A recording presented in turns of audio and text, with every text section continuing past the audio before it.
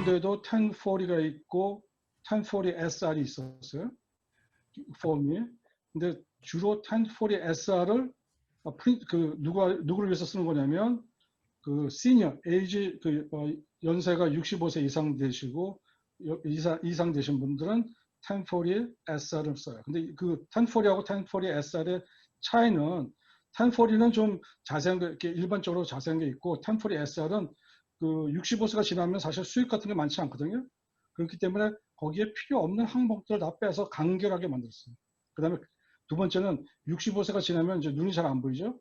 그 눈을 글자가 잘 띄게끔 그 폰트 사이즈가 좀 커요. 근데 올해도 있어요. 1040, 1040SR. 그 다음에 1040NR이라는 게 있어요. Non-resident. 근데 사실은 저희는 해주지 않습니다. 그 다음에 우리가 봉사로 왔을 때 비록 내가 67세에서 1040SR을 프린트한다, 입력을 해서 1040SR을 프린트 하려고 해도 제가 사이트 코디네이터 임의적으로 모든 것은 그냥 1040SR로 하지 말고 1040라고 하라고 돼 있어요. 그러니까 여러분이 실제 보는 거는 1040이에요. 근데 우리가 도와드리지 않거나 제가 강의한 거 아니라 딴 데서 하는 경우는 경우에 따라서 나이가 65세 이상 되신 분들은 1040가 아니라 1040SR로도 할 수 있어요. 그죠? 그걸 제가 좀 지난 강의 때 좀 빼먹었고요. 그래서 이거 지금 현재 보는 거는 1040입니다. 스탠다드, 그죠? 그냥 일반적으로 65세 이하 또는 65세 이상이라도 1040 쓰는 사람이 있죠. 그래서 이건 지난번에 보여드린 거고요. 그 다음에 1040에서 제일 중요한 것은, 새로 추가된 것은 2020년에 추가되는 것은 해외 계좌 신고 여부를 물어보는 게 있고, 그 다음에 65세가 언제 되느냐, 누가 몇 년도 사람이 65세가 되느냐를 거기에 써 있는데 1956년 2월 1일 이전 사람이 65세가 되는 거죠. 그 다음에 제가 지금 지난번에 폼에 아무것도 표시를 안 했는데 화면에 왼쪽에 있는 것은 작년에 쓰던 거예요. 텍스 2의 2019년도 폼인데 올해 2020년 변경된 거예요. 내용은 다 거의 비슷해요. 다만 순서가 좀 바뀌었어요. 그냥 우리가 흔히 얘기하는 1040의 라인 넘버에 들어가는 라인, 그러니까 1, 2, 3, 4, 5, 6, 7, 8, 9, 10, 11, 12, 15, 15까지 이런 라인 넘버에 들어가는 아이템이 좀 바뀌었을 뿐이에요. 그 다음에 이게 지금 1040SR이에요. 1040SR. 그래서 보시면 알겠지만 상단에 1040 상단에 보면 1040SR로 되어 있죠. 그죠? 1040SR. 1040SR 이렇게 되어 있죠. 이렇게 되어 있죠.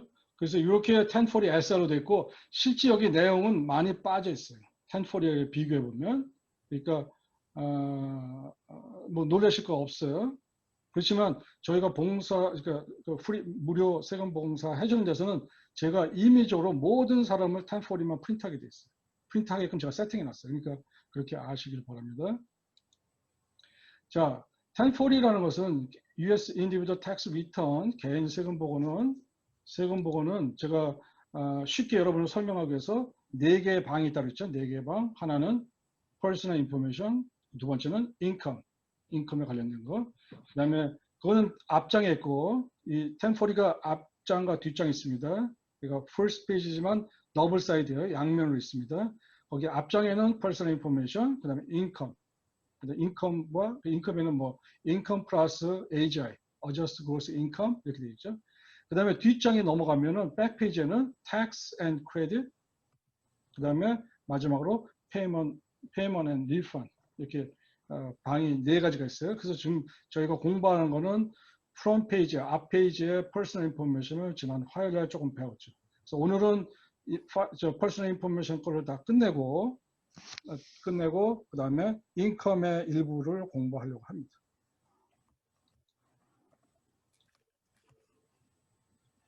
죄송하지만 참 제가 한 가지 여쭤보는데 질문을 여러분이 할 수가 없어요. 왜냐면 제가 강의하면서 멀티태스킹이 안 돼요. 여러 군데 할 수 없기 때문에 여러분 혹시 질문 있으면 강의 끝나고 이메일로 보내주시면 제가 내일 아침에 가서 보고 거기에 대한 답변을 해드리겠습니다. 자, 1040 갖고 다 그 세금 보고가 가능하냐? 그렇지 않습니다. 왜냐하면 거기에 앞장과 뒷장에 들어가는 인포메이션이 모든 텍스에 관련된 정보를 다 집어넣을 수가 없어요. 그래가지고 IRS에서 뭐라고 만들었냐면 스케줄 1, 2, 3 그러니까 각 장 1 페이지 스케줄 1 그 다음에 스케줄 2 different 페이지 다른 페이지에 있고 그 다음에 스케줄 3 세 페이지가 추가적으로 되어 있어요.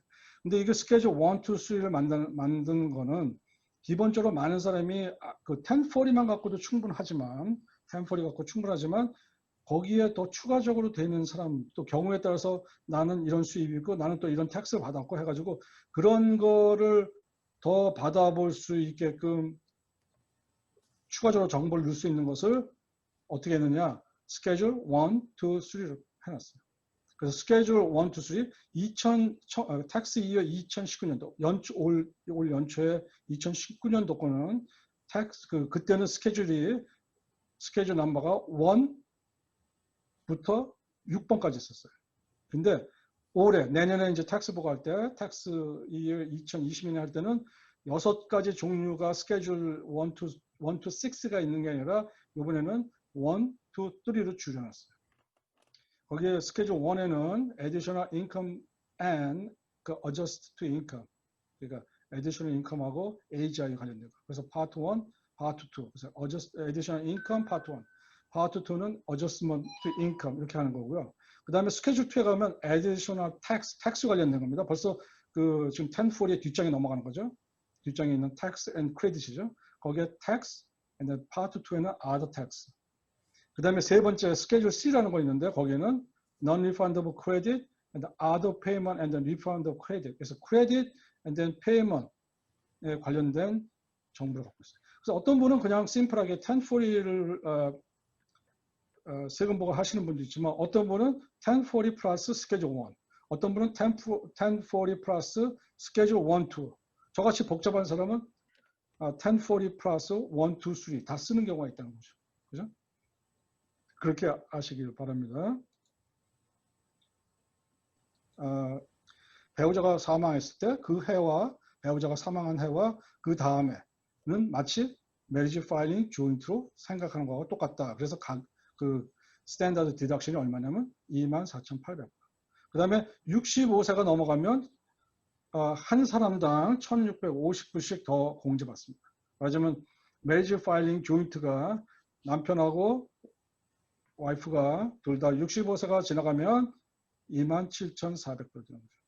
그죠? 24,800불 플러스 1,650불 곱하기 2 해가지고 토탈 더하면 27,400불. 근데 제가 지난 강의에 얘기했지만 혹시 남편은 67세고 와이프는 60세면 그럴 경우에는 한 사람만 1,650불, 65세 지난 사람만 1,650불 더 받는 거죠. 물론 이 숫자는 외울 필요 없습니다. 컴퓨터가 다 알아서 해요. 근데 기본적으로 상식적으로 좀 아셔야 돼요. 왜냐면 여러분이 텍스 공부했다고 하고 봉사로 가서 남을 도와준다는데 거기 있는 사람이 물어봅니다. 제가 도대체 그 스탠다드 디덕션을 얼마 받아요? 이렇게 물어본 경우가 있거든요. 그러니까 여러분이 그때 여러분이 숫자를 기억하시면 좋죠. 근데 저도 사실은 매년 이게 바뀌는 숫자이기 때문에 잘 기억을 못하는데 작년 같은 경우 싱글일 경우 작년에 지금 올해가 12,400불이지만 작년에는 12,200불입니다. 그러니까 올해 200불이 올라갔죠. 200불이 물가 상승률에 따라서 매년 조금씩 올라갑니다. 그래서 이 숫자를 그렇게 외울 필요가 없다고 제가 말씀드리는 겁니다. 그 다음에 child하고 other dependent는 이제 좀 이따가 공부할 거니까 스킵하겠습니다. 자, 그런데 그러니까 맞으면 싱글일 경우 12,400불? 400불 이상만 세금 보고 하라는 거고 그러면 12,400불 이하는 세금 보고 안 해도 되죠? 맞습니다. 안 하셔도 돼요. 세금 보고. 안 해도 되지만 그렇지만 그 사람이 더 많은 베네핏을 받을 수 있는 여러 가지 있는데 그 중에 몇 가지가 뭐냐면 자기가 싱글로 간단하게 계산하면 400불에 그 수입이 12,400불이지만 자기가 미리 텍스를 위드 홀딩한 사람, 미리 낸 사람, 텍스는 페이첵이나 무슨 일을 해가지고 돈을 받았을 때마다 조금씩 냅니다. 그걸 우리가 텍스 위드 홀딩이라고 하는데 그거 낸 사람이 나중에 기초공제를 제하고 나면 텍스 낼게 원래는 내지 않아도 되는데 미리 다 돈 냈거든요. 텍스를 냈거든요. 그래서 그런 사람 리펀 받기 위해서 텍스 보고를 할 필요는 없어도 하는 게 좋다는 거죠. 그렇죠? 그 다음에 estimate tax, 그 자영업자가 estimate tax를 매 쿼터 또는 자기가 수입이 많으면 매달 조금씩 세금을 내야 하는데 세금을 낼 때 그런 경우도 그 사람이 나중에 estimate tax를 돌려받을 수 있다. 또 어떤 경우는 수입이 작지만 정부에서 주는 어닝컴 텍스 크레딧을 받기 위해서는 세금 보고를 해야 합니다. 예를 들어서 제가 수입이 헤드 오브 하우스홀드인데 18,000 몇백 불이 안 되죠. 그래서 15,000불밖에 안 벌었어요. 그러면 사실 그 사람은 세금 보고를 할 필요가 없지만 정부에서 네가 사는 게 힘드니까 우리가 정부에서 너한테 인컴 크레딧 주겠다 해가지고 그 보조해주는 크레딧이 있는데 그 세금 보고 안 하면 받을 수 없습니다. 그 다음에 additional child tax credit. 애가 2명이냐 3명이냐에 따라서 주는 크레딧 그것도 세금 보고 안 하면 안 줍니다. 그 다음에 refundable American opportunity credit. 학생인 경우 자기가 학비를 낸 경우 그 학비를 내서 대학교 4년 동안 받을 수 있는 크레딧이 있는데 그것도 자기가 세금 보고를 안 하면 아무것도 받을 수 없습니다. 단 수입이 좀 있어야 돼요. 수입이 있어야지만 자기가 학비 낸 거를 클레임해서 Refundable American Opportunity Credit 대학교 4년 동안 미니멈 1,000불씩 받을 수 있는 돈을 받을 수 있는. 그 다음에 오바마 케어 수입이 작년까지 많았다가 오바마 케어 들었는데 올해 수입이 줄어들었어요. 그렇지만 오바마 케어는 캔슬 안 됐거든요. 그럴 경우에 혹시 커버드 캘리포니아 받으신 분, 오바마 케어나 커버드 캘리포니아나 받으신 분, 자기가 인슈런스를 정부에서 혜택을 받으신 분, 프리미엄 텍스 크레딧을 정산해야 하는데 그 정산을 하기 위해서는 세금 보고를 꼭 해야 합니다. 그 다음에 EIP, 이게 오늘 제가 교육받으러 보니까 이게 또 나왔어요. 말하자면 지금 코로나 바이러스 때문에 팬데믹 때문에 정부에서 세금 보고하신 분한테 1,200불 개인한테 세금 보고 안 했으면 주지 않았는데 애들은 500불. 그러니까 세금 보고하신 분은 1,200불, 세금 보고 안 한 애들, 부양자, children 또는 dependent는 500불씩 줬거든요.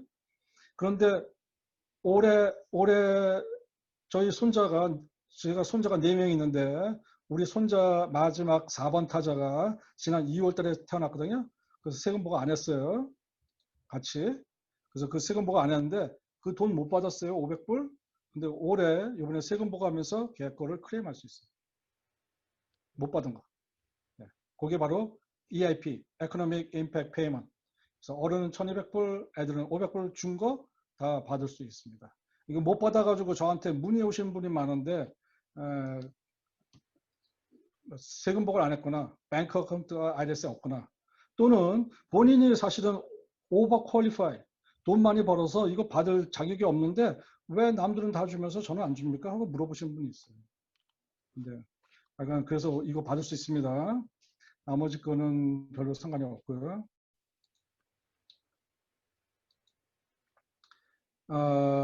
그 다음에 혹시 작년에 세금 보고를 했는데 그 사업하다가 로스 났거든요.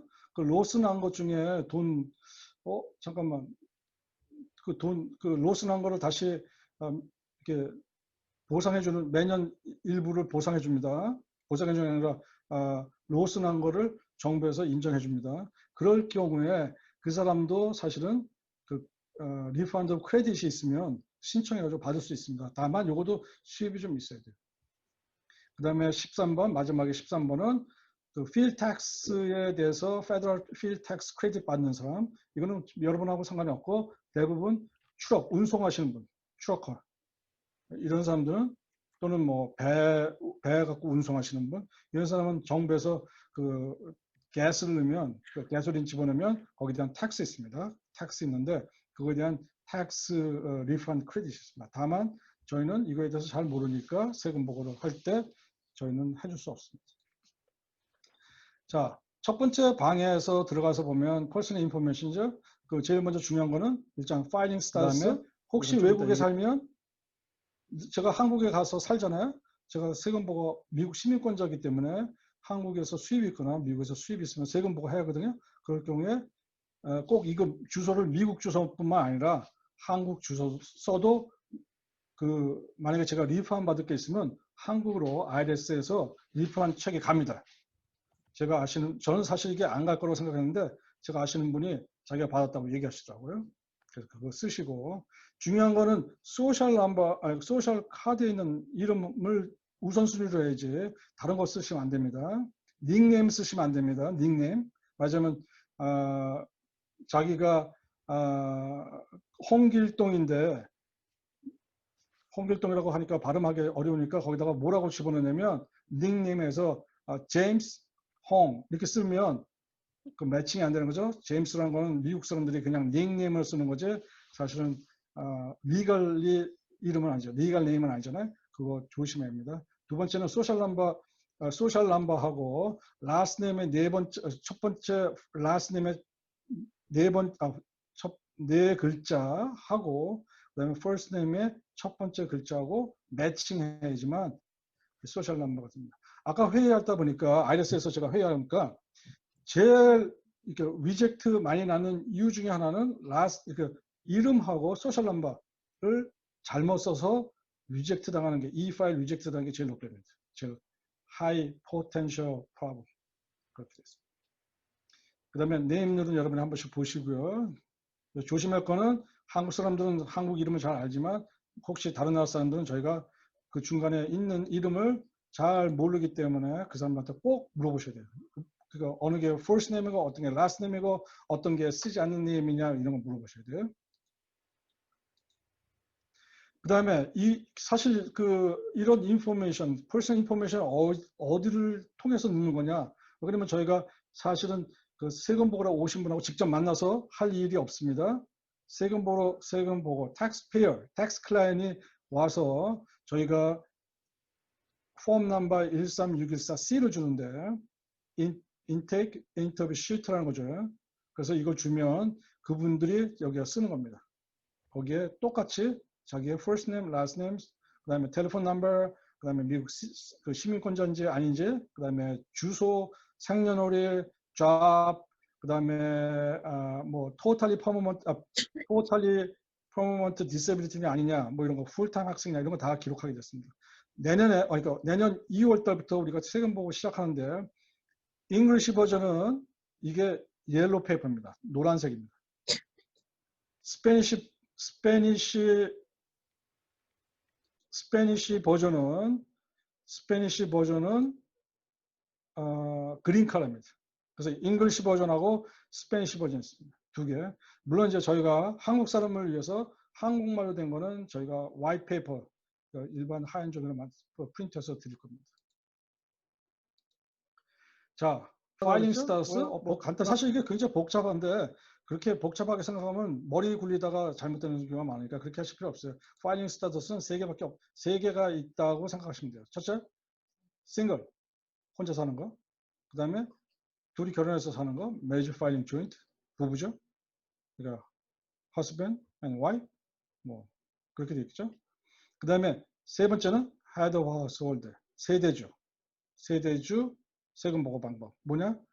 본인은 싱글이고 결혼하지 않았고 언제부로 12월 31일 2020년 날짜부로 결혼하지 않았고 결혼한 상태가 아니고 리갈리 아니고 자기 밑에 자기가 애들이나 차일드나 또는 자기가 디펜던트 말하자면 아버지 엄마를 데리고 산다거나 아니면 자기의 그랜드 킷 데리고 살 경우에 그거를 우리가 디펜던트 또는 아더 디펜던트라고 하는데 그 사람을 데리고 있는 사람을 head of household 말하자면 한국에서 얘기하는 게 뭐죠? 뭐죠? 갑자기 생각 안 나. 혼자 하시는 분. 기억이 안 나요. head of household. 그래서 single, marriage filing joint, head of household. 물론 중간에 marriage filing separate 있습니다. marriage filing separate는 무슨 이유에서든지 결혼을 했지만 두 개 husband and wife가 세금 보고할 때 서로 분리해서 하는 방법. 분리해서 각자 세금 보고하는 방법입니다. 근데 저희가 marriage filing separate는 저희가 무료로 세금 봉사해 주지 않습니다. 근데 qualified widow는 same as 똑같은 게 뭐냐면 marriage filing joint하고 똑같다고 제가 말씀드렸죠. 자, 싱글은 중요한 거는 날짜입니다. 언제냐? 12월 텍스 년도 12월 31일부로 결혼을 안 했느냐? 이게 제일 중요한 거죠. 그죠? 12월 30일부로. 맞으면 12월 30일 날까지 같이 살다가 그 코트에서 법원에서 디보스 신청했는데 12월 30일 날 오케이 이혼해도 좋다. 그러면 12월 31일 마지막 날은 결혼 싱글이죠. 그죠? 그 사람 싱글로 보고합니다. 중간 연중에 어떻게 됐고 중요하지 않습니다. 마지막 12월 31일 날이 결혼했냐 안 했냐가 굉장히 중요한 거죠. 그죠? 메리지 파이링 조인트는 뭐 그냥 자연적으로 남자와 여자가 결혼해서 같이 있거나 또는 same sex marriage. 그래서 동성 커플 있죠? 어느 스테이트에서 그거 인정해 주는 데가 있습니다. 또는 파트너라고 해가지고 인정해 주는데 그것도 리갈리 페이퍼로 그러니까 리갈리 결혼한 증명서, 결혼 증명이 있다면 당연히 메리지 파이링 조인트로 할 수 있습니다. 예를 들어서 여러분 저 혹시 남자 두 분이나 여자 두 분이 와서 I'm a husband, she is my wife. 그래서 두 여자가 husband, wife라고 할 때 여러분은 뭐라고 할까요? 근데 메리지 서티피케이션 보여달라고 해야 하는데 일반적으로 하지 않습니다. 일반적으로 그런 건 프라이버시한 거기 때문에 그냥 그 사람이 그냥 내가 여자지만 비록 남자 쪽이니까 husband이고 저희 여자가 my wife다 이렇게 해도 marriage filing joint로 하고 싶다 그러면 해주세요. 시비 걸 필요 없습니다. marriage filing separate는 뭐 여러 가지 경우에 따라서 파일을 그러니까 같이 세금 보고를 해야 하는데 세금 보지 하지 않고 서로 나눠서 하는 경우 제가 지난번에 얘기 들었지만 남편은 뱅크럽했고 와이프는 열심히 일해가지고 세금을 많이 냈는데 그 리펀을 받을 때 남편 뱅크럽한 것 때문에 그거를 그 리펀 받을 돈을 뺏기게 생겼는데 그럴 경우에 와이프가 억울하다 injury spouse claim 해가지고 이게 억울하다 하면 서로 세퍼레이트 해가지고 할 수 있습니다. 다만 많은 크레딧이 marriage filing separate는 주지 않습니다. 그래서 그거는 베네핏이 적습니다. 베네핏이. 그 다음에 여기 써있네. injury spouse allocation. 그래서 8379라는 걸 작성해놨는데 여러분은 안 하셔도 됩니다. 왜냐면 바이타는 무조건 안 해주게 되어 있습니다. out of scope. 그래서 안 해줍니다. 자, 중요한 건 이제 이거죠. 이게 우리가 가장 많이 볼 수 있는 것 중에 head of household. 헤드 오브 하우스홀드의 몇 가지 조건이 하나는 첫 번째는 12월 30일부로 결혼하지 않은 상태로 있어야죠. 네. 그 다음에 자기가 부양하고 있는 사람, 차일드나 디펜던트를 서포트 해놨는데 자기가 하우스를 유지하기 위해서 그러니까 가정을 꾸려나가기 위해서 들어가는 돈이 50% 이상 자기가 돼야 합니다. 그죠? 그 다음에 또 한 가지는 두 번째 조건이 뭐냐면, 그러니까 세 번째 조건인데 하나는 unmarried, 결혼 안 한 거, 하우스키핑 한 거에 코스트가 50% 이상 자기가 서포트 해야 하는 거, 세 번째 조건이 뭐냐면 같이 반년 이상 살아야 합니다. 181 이상 같이 살아야 합니다. 근데 여기서 제가 지난번에 얘기했지만 그 익셉션 있죠. 그 아닌 경우 있죠. 뭐냐? 저기 학생인 경우 내 딸이 학교를 가기 위해서 뉴욕으로 갔다. 비록 떨어져 있지만 그런 경우는 같이 상고로 인정합니다. 6개월 이상. 또 하나는 또는 우리 아버지하고 같이 살았는데 우리 아버지가 치매가 있어서 요양병원에 가셨다. 근데 내가 그분을 텍스 보고하고 싶다. 그럴 경우 비록 요양병원에 있더라도 나하고 180 이상 181 이상 상고로 간주해서 같이 상고로 보고할 수 있습니다. 그죠? 이건 unmarried라는 거, 그 다음에 head of house는 어떻게 싱글과 head of house, 아니, 싱글과 head of house는 어떻게 분리하는 건가 보는 거고, 그 다음에 qualified widow는 아까 제가 말씀드렸지만 spouse가 배우자가 죽은 그 해, 그 다음에 그 다음에까지는 마찬가지로 marriage filing joint로 보고하게 되어 있어요. 그 다음에 이제 우리가 도와줄 수 있고 도와줄 수 없는 사람은 누구냐면 marriage filing separate은 저희가 도와줄 수 없다 합니다. 그 다음에 이거는 이제 그러면 이 사람이 싱글인가 아니면 marriage filing joint인가 아니면 head of household인가 이거 사실 굉장히 뭐 심플하다고 생각하지만 굉장히 어려운 문제예요. 그때 어려웠을 때 여러분이 그냥 여러분이 알고 있는 지식 갖고 머리에 있는 지식 갖고 할 생각하지 마시고 이렇게 심플한 트리 여기 우리가 플로우 차트가 있는데 그 플로우 차트를 보고 쫓아가서 yes and no로 판별하시면 됩니다. 예를 들어서 첫 번째 질문이 뭐냐면 12월 31일 날 당신은 결혼했습니까? 안 했습니까? 이거 첫 번째 퀘션이죠. 그죠? yes 하면 나 12월 31일 날 리갈리 결혼한 상태라면 yes 쫓아가시면 되고 내가 12월 31일 날 결혼하지 않은 상태고 unmarried고 그 경우는 그 밑에 no로 쫓아가시면 됩니다. 만약에 no로 쫓아가는데 거기 뭐라고 보냐면 did you spouse die during the year?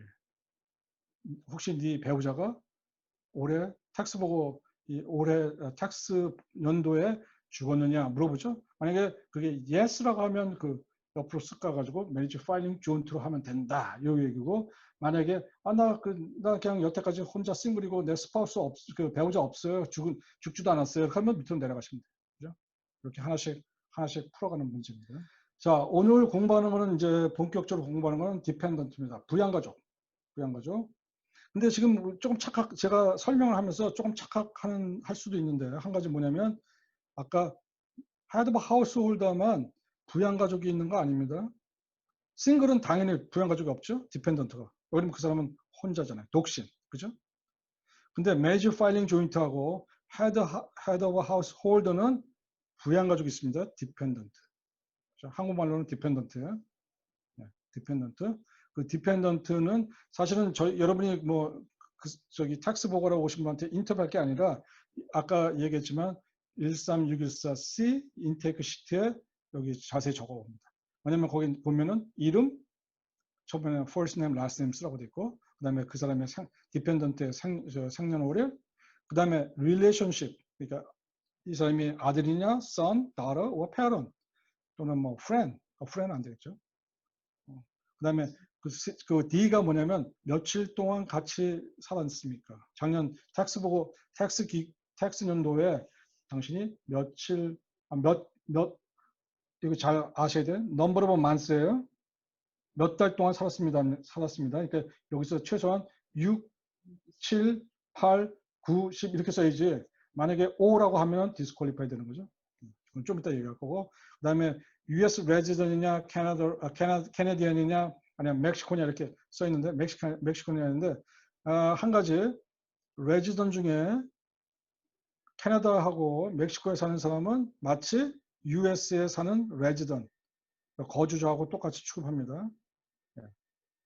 그죠? 제가 예를 들어서, 제가, 히스패니시 사람인데, 제 부모가, 제 어머니가 멕시코 살아요. 티juana에. 그럴 경우에 그 사람도 내가 세금 보고 할 수 있습니다. 소셜 넘버가 있으면. 부양가족으로, 디펜던트로. 그 다음에 나오는 건 single and married. 했느냐, 결혼했냐, 안 했냐, 학생이냐, 아니냐, 뭐 이런 얘기고, 나머지 거는 여러분이 이제 좀 이따 하나씩 배우시면 됩니다. 자, 부양가족이라는 것은 디펜던트는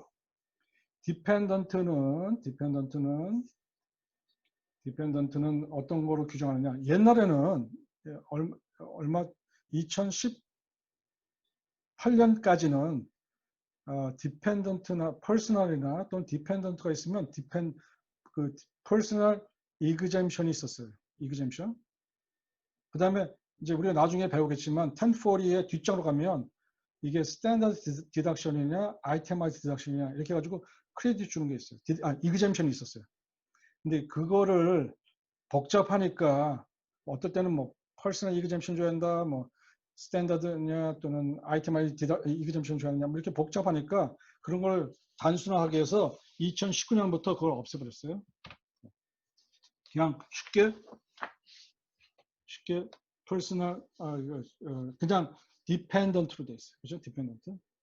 디펜던트의 정의는 두 가지로 할 수 있습니다. 하나는 child. 퀄리파이라는 거는 뭐 그 인증된 아이들이죠. 그죠? child, 자녀. 또 하나는 qualify relative. 그러니까 나하고 연관 있는 사람. 그죠? 내 친구 그 사실 relative 아닙니다. 저하고 어떤 관계가 없어요. 혈연 관계가 없잖아요. 그렇죠? 혈연 관계. child는 제가 난 애죠. 저를 기준해서 밑으로 가는 거죠. grandson and kid. 저를 통해서 우리 아들이 또 4명의 손자가 있는 애들. 그런 거 다 child입니다. 왜냐면 그건 블러드 상에, 바이올로지컬 상에 밑으로 내려간 거죠. 그건 child예요. 그렇지만 qualified relative, 나하고 연관 있는 사람, 맞으면 uncle, 우리 삼촌, 또 고모, 이런 사람 내가 부양하고 있으면 그런 사람은 relative로 합니다. 그래서 일단 두 개의 개념을 확실히 알아야죠. 왜냐면 child, 그 다음에 relative, 여기 두 가지가 있는 거죠. 왜냐면 이게 텍스에서 이 사람한테 주는 베네핏이 좀 틀려요. 그죠? 그런데 여기서 세 가지 스텝이 있는데 세 가지 qualified child나 qualified relative가 되기 위해서는 그 몇 가지 조건이 있어요. 그 조건이 뭐냐면 dependent가 taxpayer가 아니어야 돼요. 그죠? 당연하겠죠. 부양한 사람이 자기 텍스 보고 하는 건 아니겠죠. 위에 사람은. 그 다음에 joint return, 그 다음에 citizen이나 미국 US citizen이나 resident, 그죠? 요 세 가지 조건이 있는데 뭐 별로 특별하게 어려운 사건은 아니라고. 근데 qualified child가 되기 위해서는 몇 가지 테스트를 해봐야 합니다. 몇 가지 테스트. 이제 이거는 좀 이따 이제 더 들어가면 되는데 일단 기본적으로 뭐 4가지가 있다고 하는데 이거 5가지가 있네. 외울 필요 없습니다. 이제 저거 뒷장 가면 되게 쉬워요. 첫째는 관계, relationship. 맞으면 child가 자녀가 나의 아들이냐, 나의 딸이냐, 나의 조카냐,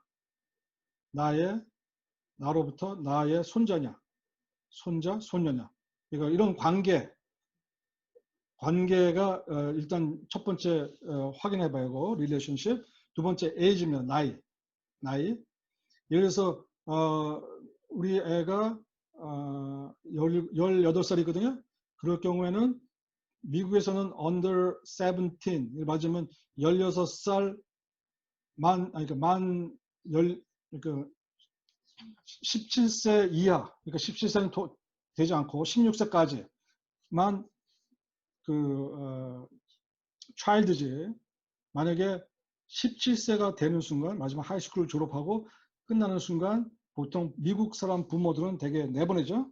그러면 다 성인이라고 생각해가지고 나가라고 해서 17세 이상 된 사람 나가는데 나가서 독립적으로 세금 보고를 할 수 있습니다. 그 애는 내 qualified child가 아니라는 거죠. 그런데 한 가지 17세인데 그러면 학생인 경우, 학생은 자기가 우리 아들이 20살인데 학교를 다녀요. 그러면 수입이 없죠? 그 얘기는 뭐야? 결국 내가 부양해야잖아요.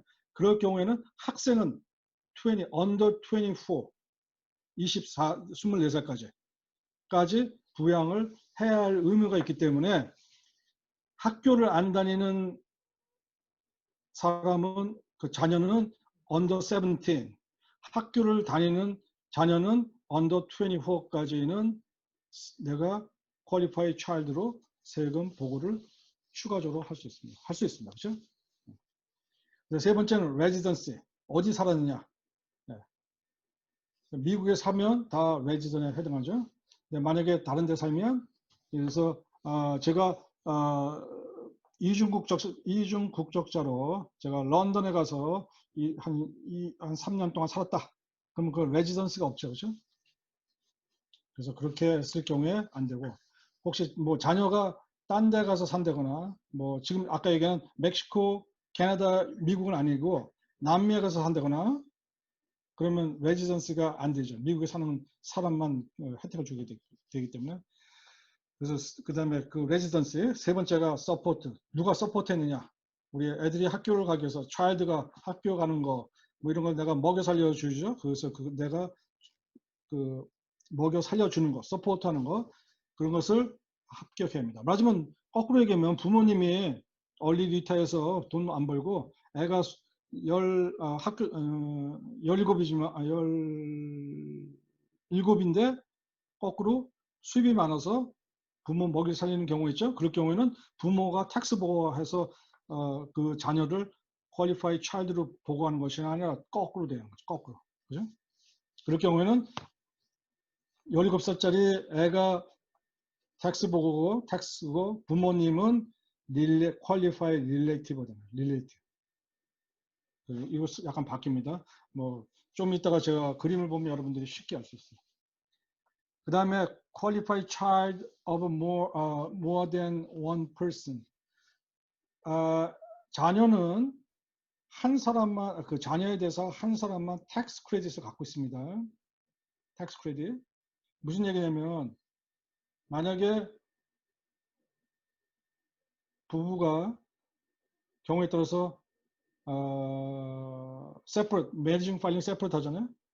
그런데 애는 한 명이죠. 그러면 그 자녀를 누가 세금 보고할 거냐? 그럴 경우에 양육권 있는 사람이 세금 보고를 하면 됩니다. 근데 아빠가 세금 보고 그 자녀 존이라는 그 아들을 자기 세금 보고해서 집어넣는데 엄마가 매리징 파일링 세퍼레이션인데 엄마가 또 세금 보고하면서 그 존이 자기 난 자식이니까 또 세금 보고한다. 이렇게 두 개로 한 자녀를 두 명이 보고하면 안 된다는 거죠. 둘 중에 한 명이 데려가야 된다는 거죠. 둘 중에 한 사람이. 그래서 이거는 나중에 이제 여러분이 조금 더 공부하면 이게 무슨 소리인지 금방 알아요. 이런 경우 제가 봤어요. 둘이 이혼했어요. 그래서 totally separate family가 됐잖아요. 그런데 애가 한 명 있었거든요. 똑같아요. 애를 데려가면 세금 혜택이 많습니다. 예를 들어서 earned tax credit 또는 뭐 지금 현재 child tax credit 뭐 이런 거 해가지고 세금 감면이 많거든요. 그래서 세금 보고를 할 때 둘이 이혼했으니까 서로 이제 separate family니까 서로 다른 데 가서 세금 보고 했잖아요. 그런데 누가 세금 보고를 먼저 했냐에 따라서 걔를 데려갔다고요. 그래가지고 데려가면서 세금 보고를 했단 말이에요. 근데 말하자면 아빠가 먼저 세금 보고를 2월 1일 날 그 리판을 많이 받기 위해서 빨리 세금 보고 했어요. 근데 실제는 그 애는 누가 데리고 사냐? 엄마가 데리고 사는데 엄마는 바빠서 뭐 3월 1일 날 세금 보고로 와가지고 이제 자기가 데리고 사니까 코스티죠? 서포트하는 거 내가 걔를 먹여 살리니까 당연히 내가 세금 보고할 때 걔를 퀄리파이 차일드를 해서 넣어서 세금 보고를 했는데 그렇게 해서 세금 보고를 해서 IRS에 보내면 누구 텍스 파일이 리젝트 당하느냐? 엄마 텍스 파일이 리젝트 당합니다. 그 애 때문에. 애는 벌써 아빠가 클레임했다. 클레임했기 때문에 아빠가 다 크레딧 가져갔다. 그래서 IRS에서는 너 안 돼. 엄마 너는 그 텍스 크레딧 가져갈 수 없어. 이렇게 하는 겁니다. 그래가지고 둘이 싸우는 거 봤습니다. 둘이 싸우는 거. 그러면 그 돈이 뭐 몇백 불이 아닙니다. 몇천 불이지. 자, 퀄리파이 릴레이티브 테스트라는 게 있습니다. 그래서 아까 지금 첫 번째 지금 제가 지금까지 떠든 거는 얘기한 거는 퀄리파이 차일드. 그죠? 애에 대해서 얘기인데 이거는 이번에는 퀄리파이 릴레이티브입니다. 어떤 사람하고 나하고 연관이 있죠. 그러니까 관계 있는 사람. 근데 그 관계 있는 사람이 어떤 거냐? 어떤 거냐? 여기에 보니까 첫째는 퀄리파이 차일드가 아니어야 합니다. 당연하겠죠? 그죠? 퀄리파이 차일드인 경우는 퀄리파이 차일드에 가서 클레임하면 되지. 퀄리파이 릴레이티브에 가서 클레임할 필요는 없죠. 그죠? 두 번째는 그 헤드 홀더, 그 하우스 홀더나 어떤 관계가 있어야 돼.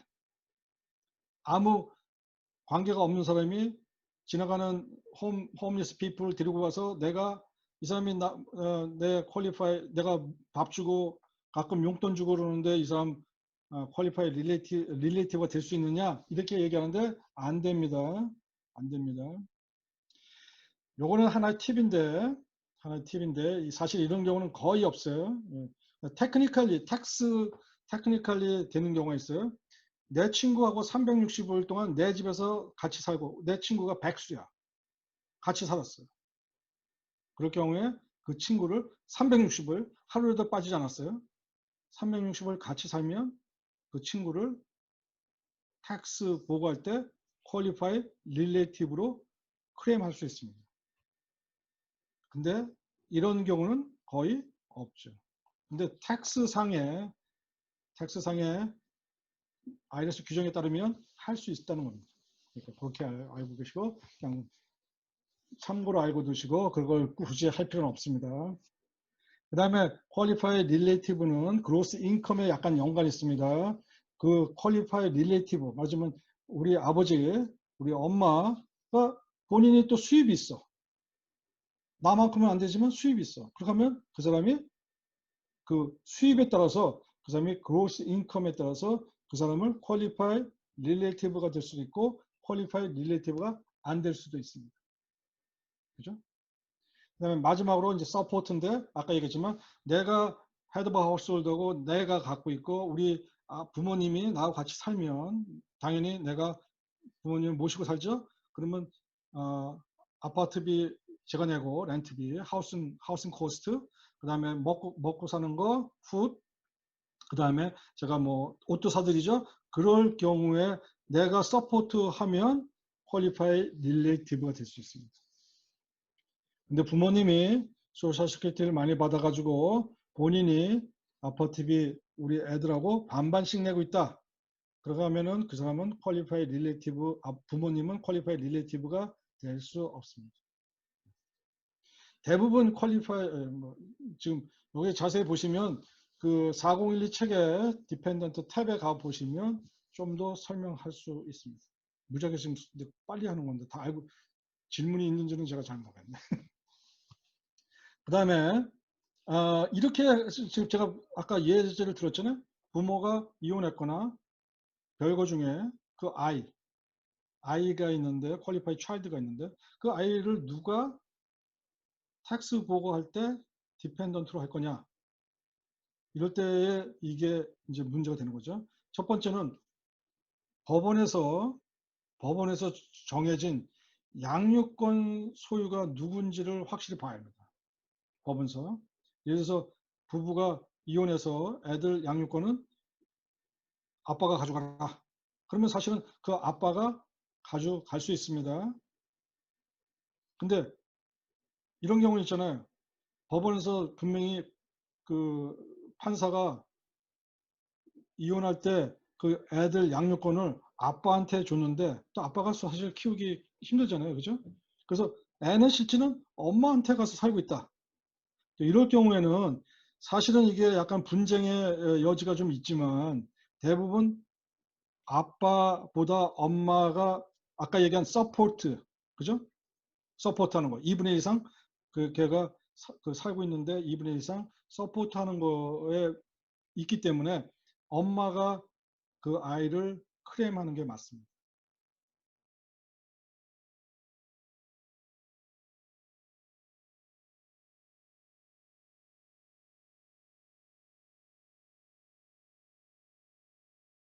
이상 서포트 안 했고 같이 안 살았잖아요. 6개월 동안. 그렇죠? 그래서 거기에 걸리기 때문에 사실은 인터뷰하다 보면 그 아빠가 데리고 있는 아들은 디펜던트의 그 조건에 맞지 않기 때문에 당연히 지워버리고 아빠 혼자 싱글로 보고야 합니다. 그렇죠? 그렇지만 엄마 쪽으로 가면 양육권 아빠가 주지는 않았지만 그건 우리가 사실 확인할 게 아니고 누가 같이 살았어요. 그랬더니 제가 데리고 360일 같이 살았고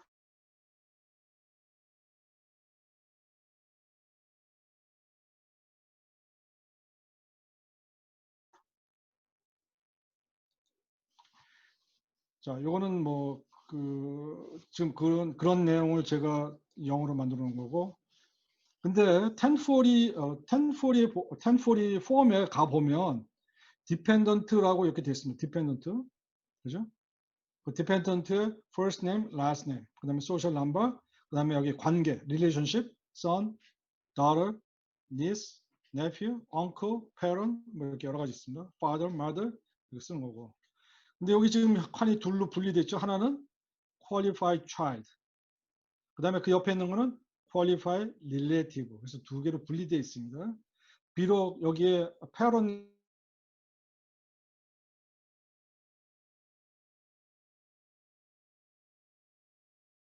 경우에 마크를 여기 하지 않고 여기 옆으로 가서 마킹합니다.